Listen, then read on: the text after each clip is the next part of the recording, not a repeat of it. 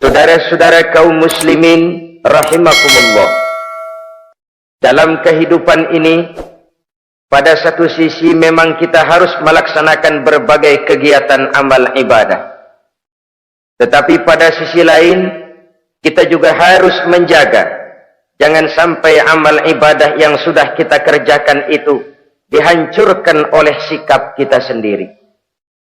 Bahwa kita sudah sholat, alhamdulillah.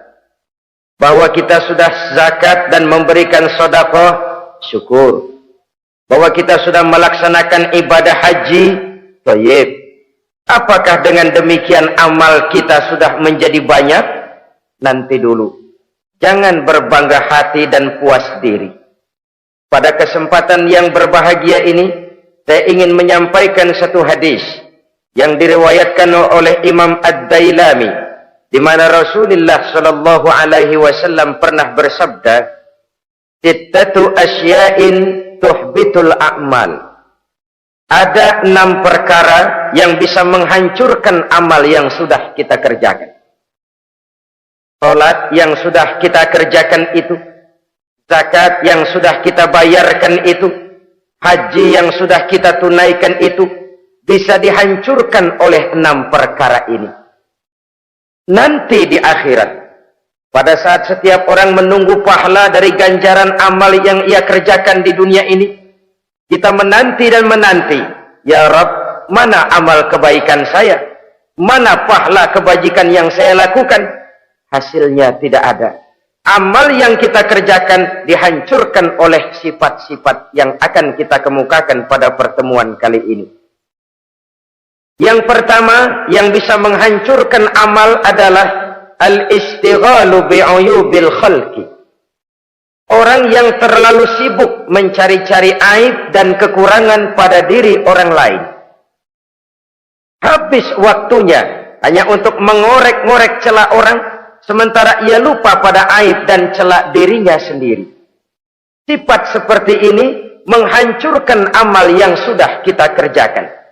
Sedangkan baginda Nabi mengajarkan, tuba liman syaghalahu aibuhu an uyubin nas. Beruntunglah orang yang kekurangan pada dirinya menyebabkan dia sibuk sampai ia tidak sempat mencari-cari aib dan kekurangan pada diri orang lain. Saudara-saudara kaum muslimin rahimakumullah, sibuk mencari aib orang tentu bukan dengan tujuan positif. Latar belakangnya kadang-kadang karena jealous, karena hasud, kecemburuan sosial. Sore, pagi, siang, malam kita korek-korek kesalahan orang dengan target hancur martabatnya, jatuh kehormatan dirinya, hilang nama baiknya, dilupakan dan terisolir dari tengah-tengah masyarakat. Perbuatan yang demikian sungguh terlalu amat sangat kejam. Salat kita, puasa kita, haji kita bisa dihancurkan jikalau kita terlalu sibuk mencari-cari aib orang lain. Muslim dengan muslim itu bersaudara. Kalau kita menganggap muslim yang lain adalah saudara kita, maka aibnya adalah aib kita, kekurangannya juga adalah kekurangan kita. Pada saat kita melihat pada dirinya terdapat kekurangan, tugas kitalah menutupi. Ini yang dijamin oleh Nabi, man satara musliman satarahullahu fid dunya wal akhirah. Siapa yang menutupi aib dan celah orang-orang beriman, Allah akan menutupi aib dan celaknya di hari akhirat nanti. Zaman sekarang zaman gosip, zaman sekarang zaman isu, sehingga hal yang 1 meter pun dapat jadi 5 meter, yang 5 meter dapat saja menjadi 10 meter. Kita sibuk membumbui hal-hal yang kita tidak tahu duduk perkara yang sebenarnya. Bahkan lebih celaka, kadang-kadang kita malah sok tahu, memberikan vonis dari sudut pandang kita sendiri. Adalah tidak bijaksana jika kita mengukur baju orang lain dengan badan sendiri. Baju orang lain kita ukur pakai badan kita, tentu saja enggak pas. Begitulah, terlalu sibuk mencari-cari aib orang lain menghancurkan amal ibadah yang sudah kita kerjakan. Na'udzubillah, summa na'udzubillah. Kadang-kadang hadir majelis taklim di pengajian, ngaji setengah jam, ngomongin orang 2,5 jam. Tekor, defisit, belum bergeser dari majelis taklim. Ini kan penyakit rohani, di mana kedudukan kita antara sesama muslim bagaikan satu tubuh. Kalau yang satu sakit, yang lain ikut merasakan sakit. Yang satu terhina, yang lain ikut merasakan terhina. Jadi pada saat kita melihat aib orang lain, kita ceritakan di mana-mana, kita bongkar di mana-mana, tentu satu hal yang jelas, kita tidak senang kepada orang itu. Kita tidak senang kepada orang itu. Dan kalau sudah tidak senang, maka fungsi persaudaraan bisa berubah menjadi permusuhan. Oleh sebab itu, kalau ada dua orang berselisih, boleh kita bohong untuk mendamaikan dua orang tadi. Misalnya si A sama si B berantem nih, jengkel, marah-marahan. Saudara datang ke rumah si A. A, saya dengar kamu lagi marahan sama B. Iya itu si B, kurang ajar. Bangsat, bajingan, tengik. Pokoknya kalau ketemu, awas.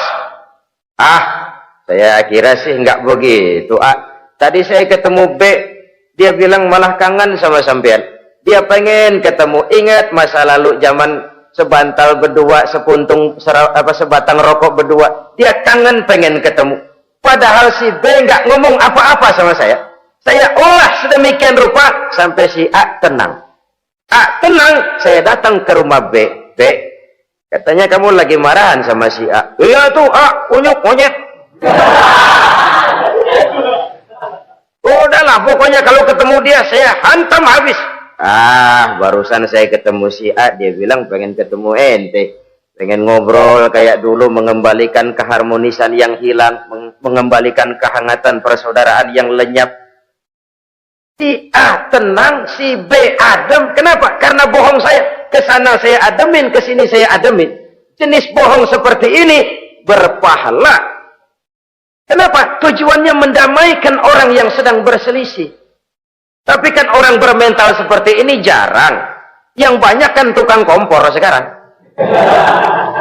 Terus angetin sini, angetin muruk deh. Datang sama A, lu marahan sama B. Iya, gua kesel banget sama B. Emang? Wow. Diemang-emangin.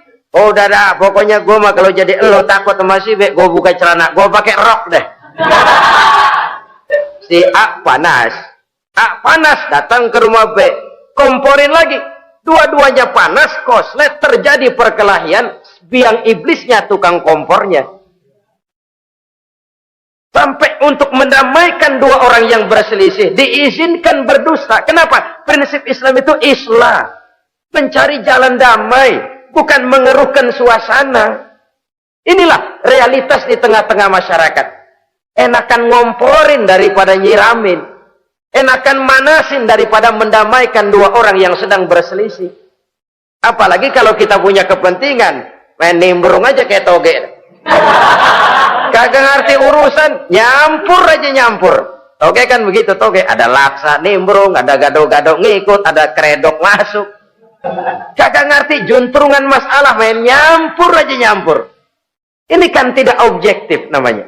Nah, mental seperti ini, wah, sholatnya khusyuk, zakat bayar, sedekah iya, tapi kalau suka cari-cari aib orang, jembreng kesalahan orang di mana-mana, sholatnya, puasanya, hajinya bisa dihancurkan oleh mental yang seperti ini.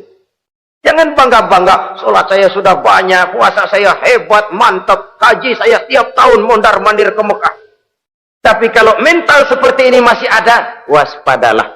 Amal yang kita kerjakan bisa hancur oleh mental, sikap mental kita sendiri. Ini yang pertama. Yang bisa menghancurkan amal, terlalu sibuk mencari-cari aib orang lain.